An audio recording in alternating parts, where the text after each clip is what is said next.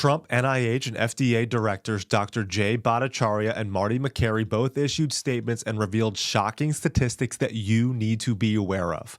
First, FDA Director Makary about the dyes in our foods and how they are literally destroying our brains and killing us, especially men. There's an attack on us, our bodies, brains, our roles, and purpose, as you're about to see.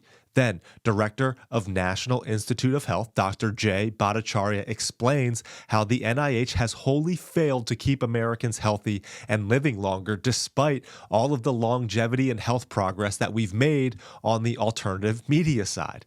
And then drops a bombshell about why finding the cause of autism has been so difficult in the current medical community. Better said, medical tyranny.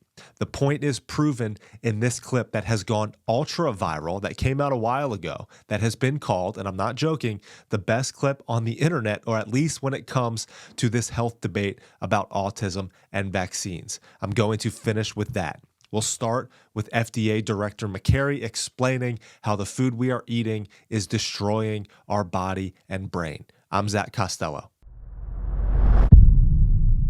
Today, the FDA is taking action to remove petroleum-based food dyes from the U.S. food supply and from medications. For the last 50 years, American children have increasingly been living in a toxic soup of synthetic chemicals. The scientific community has conducted a number of studies raising concerns about the correlation between petroleum-based synthetic dyes and several health conditions, such as attention deficit hyperactivity disorder, obesity, diabetes, insulin resistance, cancer, genomic disruption, GI issues, as I've seen in the hospital, and allergic reactions. For example, this Lancet study conducted a randomized, double-blinded, placebo-controlled study on food dyes and concluded that artificial colors in the diet, quote, result in increased hyperactivity. So why are we taking a gamble? All of these diseases or disorders that he just mentioned are simply the result of our body's reaction to foreign substances in our food. We were not made to eat these artificial, processed food and chemicals. It's really that simple. You want a healthy brain and body to protect yourself and keep them clear and strong? Eat real food. Men, listen to what this is doing to you. Got the highest chronic disease burden of any country in the world. When my uncle was president, 3% of Americans had chronic disease. Today, it's 60%. 74% of our kids cannot qualify for military service. We have fertility rates that are just spiraling. A teenager today, an American teenager, has less testosterone than a 68-year-old man.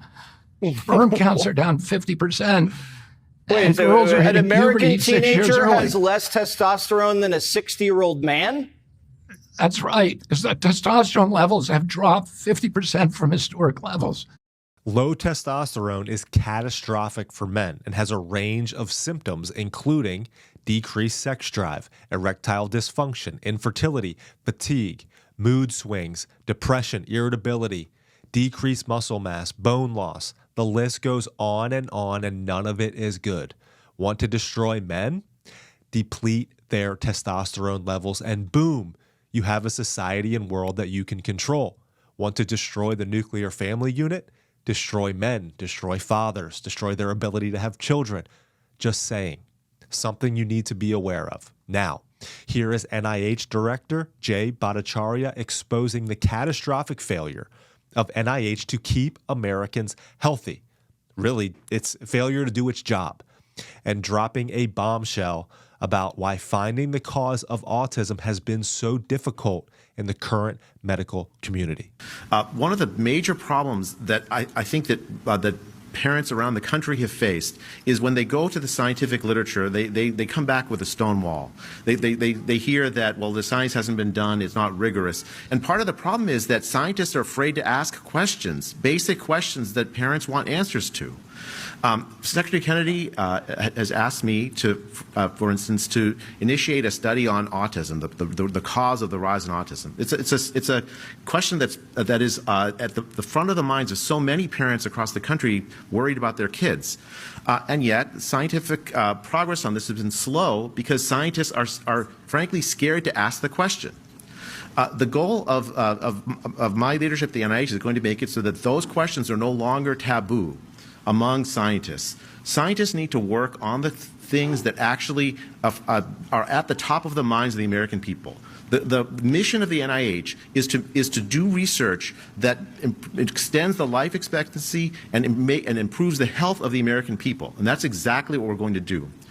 Since 2012, the United States has seen no increase in life expectancy, none.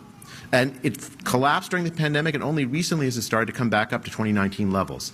That is a situation that is a catastrophic failure of the American public health system, and it frankly is also a failure of American scientists to address the key drivers of this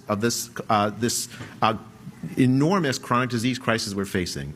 And I'm really grateful to Secretary Kennedy for his leadership, and I'm grateful to President Trump for his leadership in giving us the opportunity to turn the ingenuity of American scientists to the questions of how to improve American health and to make America healthy again. Thank you.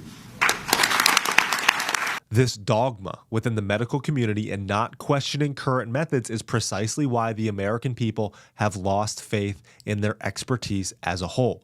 This reminds me of something that my family was arguing about during COVID and the COVID vaccine, which I'm proud to say I never got that jab. Most of my family didn't. But certain members made the comment, 93% or so of our nation's physicians recommend this vaccine. What makes you guys, who are not medical experts, think you know more? Well, how did that turn out? The people of common sense and reasonable questioning and skepticism these days are more trustworthy, and I say smarter, than these experts. The experts are blind, brainwashed, unwilling to question their methods and the status quo and shut down any alternative viewpoints. And there is a word for this, tyranny. And this is what attacking tyranny looks like. In my opinion, and this is just me wanting to have an open debate about this, vaccines are really the one thing we have looked at as causing autism. Yeah, I agree with you. That is completely bogus. That is such a bogus statement. How many vaccines have they looked at in these studies? How many? What's the answer? It's 2. How many ingredients have they studied of 35? What's the answer? It's 1. You've looked at 2 of 36 shots and 1 of 35 vaccines, and you're going to stand on the stage and say that vaccines and autism are unrelated? It is the most bogus tobacco science. It's a smokescreen. Anybody who takes the time to read it would agree. I'm so sick of doctors who don't read the studies, who don't know the details, sitting here telling parents and reassuring them that vaccines don't cause autism. It is irresponsible. And this is the biggest problem, and the reason that doctors in this country are frustrated. Read the because, science. Listen, all you're doing is you're antagonizing a medical community that wants to help these kids. You haven't done the research. You're antagonizing me. You're antagonizing Dr. Sears. Why would you do that? This show is all about my son. Okay, everyone wants to blame someone, right? Yes. This is what we're trying to figure out here is how to help kids. But all you do when you yell at me on my stage, all you do is anger me. I'm sorry, and I hurt make your feelings, me but you didn't know the details. I asked you to defend your stance, and all you did was attack me. As an individual, why would I want to listen to you when you do that to me? No, he brought the facts and it hurt your feelings. This man brought simple facts and truth, and the reaction of this doctor, expert, tyrant, was to collapse into a complete victim, claiming his identity and show and existence was being attacked. This is a classic technique, and we see this appeal to emotion across the board. We're just helping children. Don't attack me for helping children. We see this, again, across the board with vaccines and autism or transgender issues. You know there is tyranny when you poke it and it reacts like this. It normally means the truth is what they are fighting against, though. Guys, make sure to subscribe if you haven't already. I'm finding you the most valuable nuggets and giving you God-first commentary to keep you in the truth and on the path toward your God-given potential on a daily basis. I'm Zach Costello.